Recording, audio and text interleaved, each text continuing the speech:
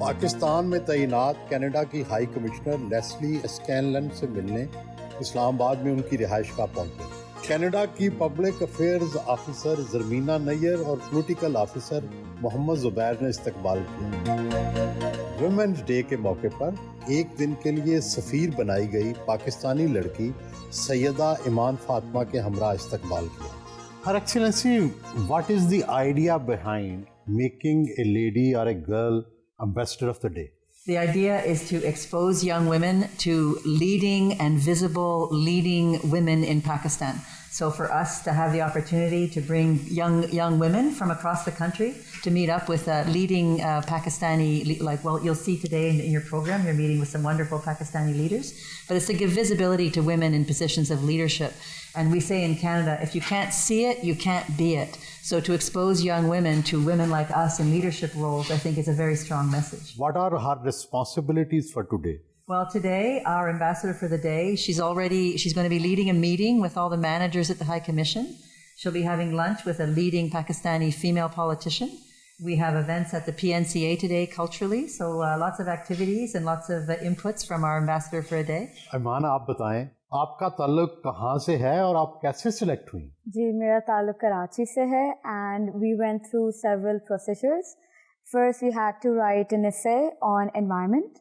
And then we got shortlisted, then they interviewed and they selected me. Would you like to introduce your parents and your university, where you come from? मेरी वालदा का नाम निदस Fatima, she is the dean of Ziauddin Pharmacy, and my dad is a businessman, Kamran Chishti, and I have two sisters, and university is University of Karachi, final student of mass communication. कैसा लग रहा है आपको आज Canada की ambassador बनकर? बहुत अच्छा लग रहा है. I'm very excited to be the ambassador because it's an opportunity that student might not encounter much. आप क्या समझती हैं कि ये जो मौका आपको मिला है, इससे आपकी पर्सनैलिटी को, पाकिस्तान को, पाकिस्तानी ख़वातीन को क्या फ़ायदा होगा? डेफिनेटली बहुत फ़ायदा होगा. ये मुझे फोर्थ फ्रंट पे लाके खड़ा कर रहा है as a leader. I know that I can lead a meeting. They have the trust in me. I know a woman can rule and they can be in the forefront line, whether be politics, whether be development, whether be education. So definitely is going to play a huge role. कैसे आप पहुंची? आपका ख्याल है कि आप में वो क्या खूबी है जिसने आज आपको एम्बेसडर ऑफ द डे बना दिया? I think my love for environment and the dedication and passion to have a change in Pakistan. Environment के बारे में आपको क्या पसंद है? पहाड़, समुंदर, मैदान, पानी? Well, definitely mountains and beaches. Both contradictory. But see, Karachi is like a land of beaches, and it also has a border with Balochistan, which is like a mountainous range. So you kind of have both. I wanted to add that the theme this year was environment and climate change, so all of the candidates had to write on that issue. And so all of the ambassadors for a day this year are focused on that issue. Are you going to make some decision about the climate change or environment today? Yes, definitely. Just as a student, I'm also part of certain campaigns. I've been to the activities that concerns environment, whether internationally or nationally. So I have pretty first-hand experience.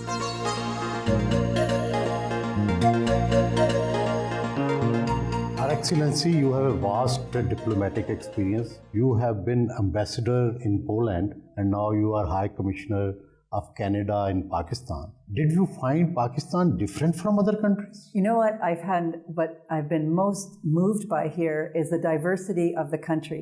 I've traveled from north to south, from east to west. And everywhere you go, the clothing is different, the dances are different, the food is different, the faces are different. And I've really enjoyed that cultural diversity. And I don't think many countries have that much diversity in the country. Which culture, which dance you like the most? I think I have spent a lot of time in Chitral. And I think that because I'm a northern girl, I think that being in a northern place is good for me. So with the skating up there, and the warmth, and we have had very good food up north in Chitral, so I think I'll say that the north, Chitral is probably... I know that you are a graduate in journalism, and your father was a journalist, your many relatives are in journalism, and how a journalist became a diplomat?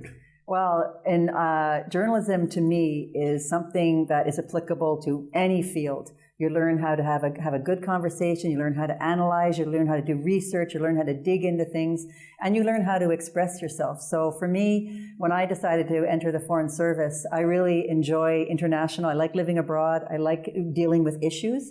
And for me, journalism, I worked as a journalist, not for very long, but for me, the excitement of traveling overseas and serving in different countries and learning different languages, that really made me want to go into diplomacy. But we know that journalists are very sharp-tongued, sometimes critical as well, but diplomats are always diplomatic. But in both cases, you have to have the facts, and you have to go into any situation very informed.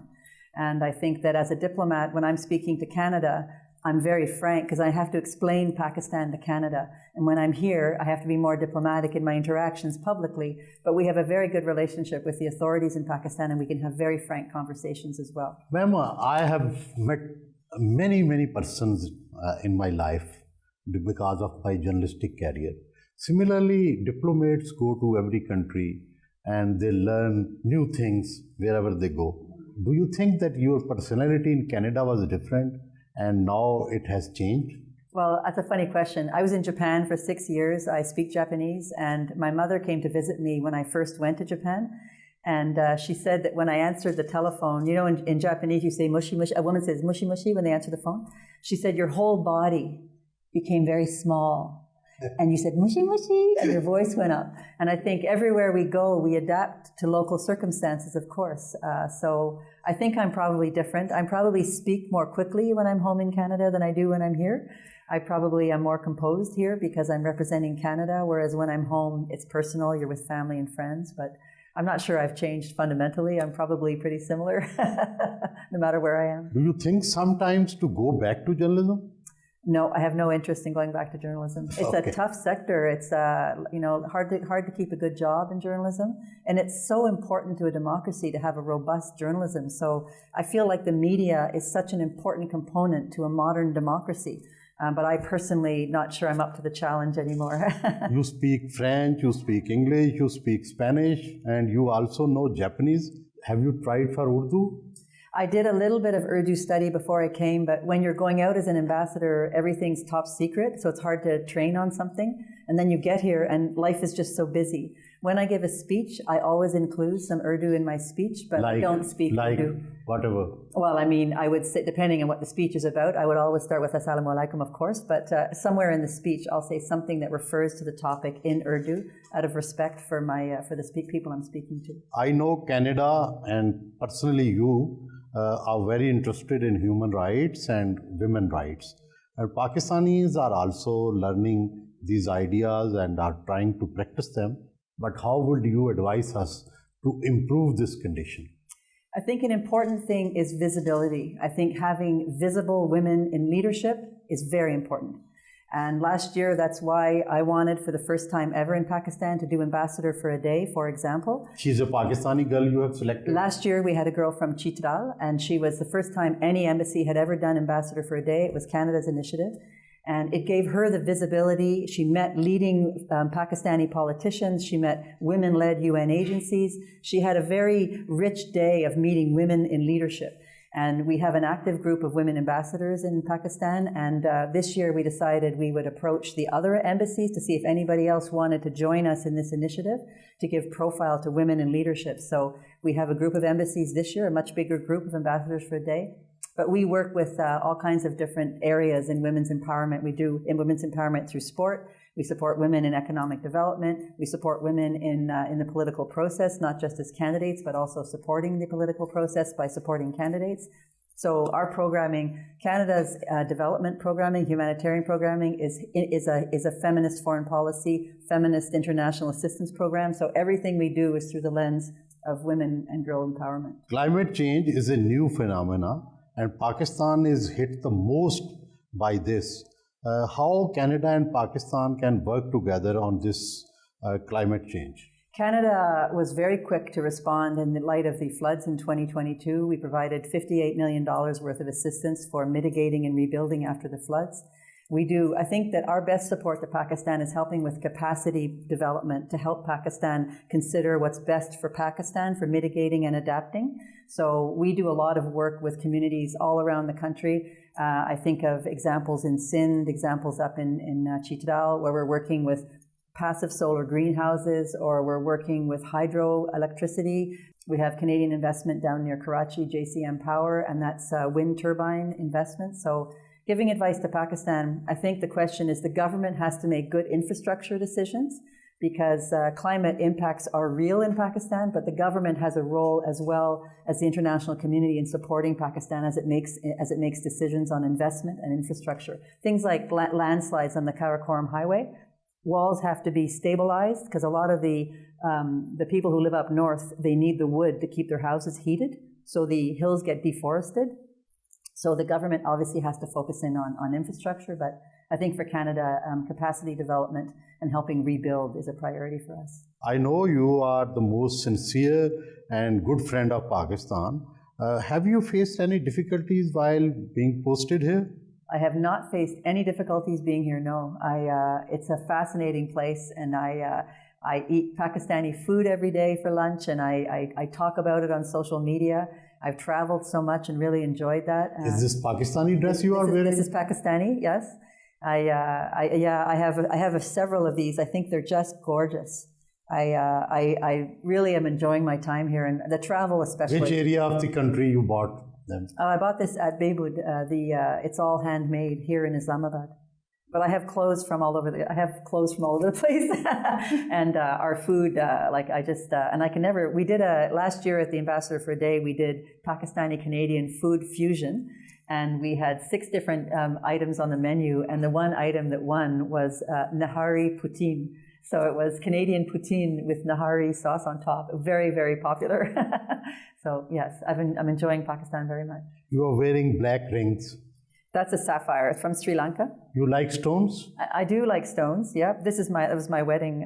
But this jewelry is from Pakistan, and the earrings are. Do stones affect the life of the persons? I have no idea about. I've seen where stones are produced up north in some communities, and it's obviously a source of income generation for places. But I actually don't shop. This I didn't get here. I don't buy much jewelry, to be honest. But.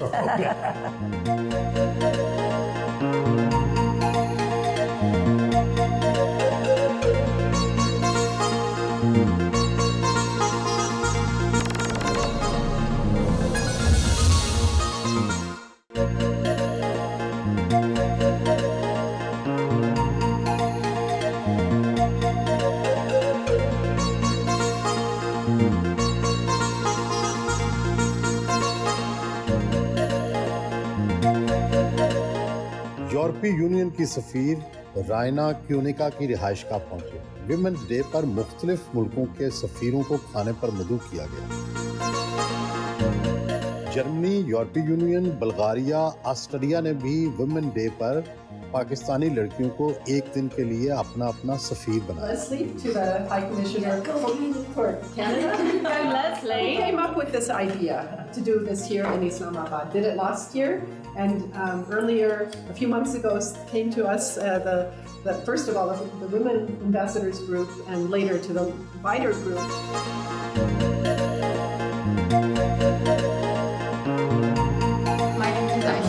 And I'm the acting Bulgarian ambassador, and it's an honor to celebrate this Women's Day with such powerful and inspiring women. I'm Umama Nadir, and I'm the UK ambassador for a day. I've learned quite a lot in these few hours, especially about the life of an ambassador. I'm Mahanur Sohail, and I am honorary ambassador, Austrian ambassador for a day. And what I have learned is that women are working side by side with men, not behind men, but side by side with men. And the time has changed a lot. It's not a time when women were considered slaves and they were just bound to their houses. Group photo बनवाया। Making a women ambassador of the day. And how do you see, will it affect Pakistani society? For sure it will. It will affect Pakistani society, maybe not today, maybe not tomorrow, but in a few months, years, for sure. The idea is to elevate the prospect of women as leaders in diplomacy, but other areas as well. And so what we're trying to do here is give young women a chance to act as ambassador for a day, and therefore also model what a woman leader looks like. Ma'am, what's your name and where you come from and how you were selected? My name is Razzaq, and I'm basically from Dar Ismail Khan, KPK, but I have lived in Lahore. I have been living in Lahore for past 12 years, and my education and all the stuff is all from Lahore. So I was selected through their social media. I got to know about the program through their social media, EU delegation social media account, and I applied. I wrote an essay and I recorded a short video. I sent it to them through email, and then I got the call that you're selected for the interview. So they interviewed me, and then after a few days, I got the message that you're selected as EU ambassador for a day, and you need to prepare yourself. How are you feeling as ambassador of the day? I'm quite honored, and I feel that it's something that I got through my efforts and the prayers of my parents and my teachers. And of course, I owe this success to them. If you have the power of decision, which you definitely have, what will you decide today? I think I will decide today that there should be more focus on girls' education, that we should do something about the girls' education, and we should empower girls to get education. And, I think they should excel in their fields, respective fields. So I think I will do something about this, and I will try to make some policies that will ensure this implementation. His Excellency, you are the only male ambassador who has participated in this event, where you have also nominated a lady ambassador of the day. What inspired you to do this? Women empowerment is such an important issue. You cannot only leave it to a half part of the population. So only men, also men have to participate in that effort. Otherwise, it will not succeed. And that's actually the basic motivation behind that. That also the German embassy, where the normal ambassador or the usual ambassador is a man, we would have a lady today, because it's a very, very important signal also for us that men have to stand up also for women's rights, for their empowerment, for the betterment of the whole of society, and for the benefit of the society as a whole, also for men. As a friend of Pakistan, what do you suggest us how we can really elevate the women of Pakistan in a few years? One piece of advice that has worked, let's say, in our country, the more women participate in the labor market, the better society gets, and also the more opportunities for the society as a whole are created. So if you want a piece of advice, try to improve or increase women's participation in the labor market. What do you mean by labor market? Not the job opportunities. Job opportunities have women actually work, not just take university degrees for the wedding market, but take university degrees for the labor market. I think that is the short advice in short. I'm Fatma Zara, and I'm from Lahore, LGS Paragon, and I was recommended by the German Institute Lahore. How you are feeling, and what message you have got of being the ambassador of the day? I'm feeling great. It's a great honor. One message that I would like to give all women from Pakistan is that they should definitely participate in everything, and they should fight for their rights because they deserve it, and it's not a luxury. It's their right, and they should speak up for themselves. They should never back down.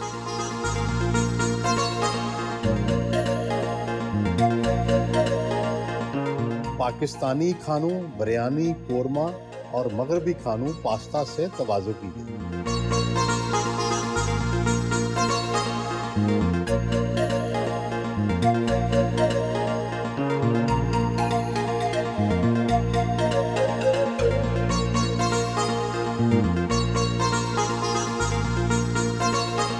PNCA पहुंचे।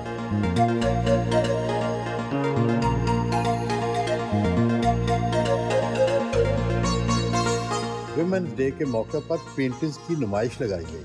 पाकिस्तानी खवातीन के हाथ की कढ़ाई के stall लगाए गए। कपड़ों पर दीदा ज़ेब कढ़ाई की गई।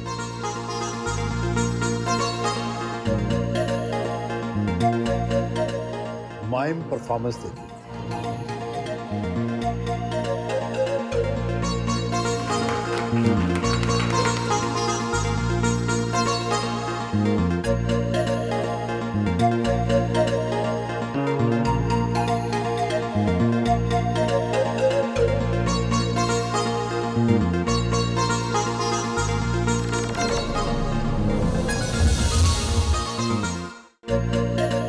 Her Excellency, with the growing Pakistani people settling in Canada, and you are becoming our second home. Yeah. How many Pakistanis have settled in Canada so far? Official figures are around 500,000, but informally, probably it's a lot more than that. It's a very dynamic community.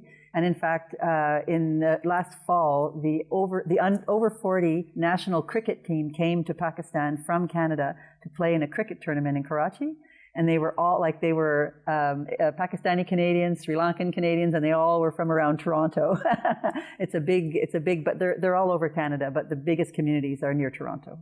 Are Pakistanis doing well there? Are they professionals? In which professions they are working mostly? I think you'll find there's no sector in Canada that doesn't have Pakistani Canadians. There are parliamentarians, there are business people, there are teachers. In Canada, we don't know where somebody's from. We're a country of immigrants, and everywhere we go, it's a very diverse place. And so I must meet Pakistani Canadians and not know they're Pakistani Canadians. They're just in every part of life. So I wouldn't distinguish that particular group. They're just like any other Canadian. They do everything there is to do in Canada. So how many students, Pakistani students, are studying in Canada? A lot of Pakistani students go from here and they study in all. And I think we had 16 Canadian educational institutions here in Lahore, in Karachi, and in Islamabad, promoting Canadian colleges and universities. And there were lineups at every booth. University of Toronto is very famous here in Pakistan. Yeah, lots of Pakistanis are going to study in Canada for sure. Some settle in Canada. They decide to stay there because I guess they fall in love, or they decide they like the life, or I don't know. Many Pakistanis complain that Canadian visa process is very slow. Are you thinking of doing something to accelerate that process? Well, I must say I'm very aware of the complaints. We have a lot of capacity challenges because we've had other challenges like everybody else. There was COVID that caused a delay at the front end. And then there was the war in Ukraine that really put a very serious impact on our ability to deliver visas all over the world because the focus was the refugees coming out of Ukraine. And then there was the Afghan refugee crisis, which took another bunch of our capacity. So we're aware of the delays. But if you look at the IRCC website, you'll see that the delays have been reduced radically from what they were even a year ago. So I can tell you that it's something we're taking very seriously and working on really diligently. So it is an issue and we're very aware of it, but for us, it's important to bring talent in Pakistani to Canada. So we want it to work. Another complaint is visa denial. And many people who are very prosperous, they are industrialists. Some are even refused visas even then. And do you know what? I'll give you a trick. A lot of people who are refused their visa, it's because they used a service provider to fill in the form and there's a mistake in the form. And the government of Canada refuses automatically if the form isn't properly filled out. And what I often find is when somebody is denied a visa and we look into it, it's because they made a mistake on the form and they didn't fill it out properly. So the lesson there is no matter how rich you are, fill in your own form. It's very straightforward online. Go and fill it out. And be careful with your application form. We know that doctors, truck drivers, and many technicians are in demand.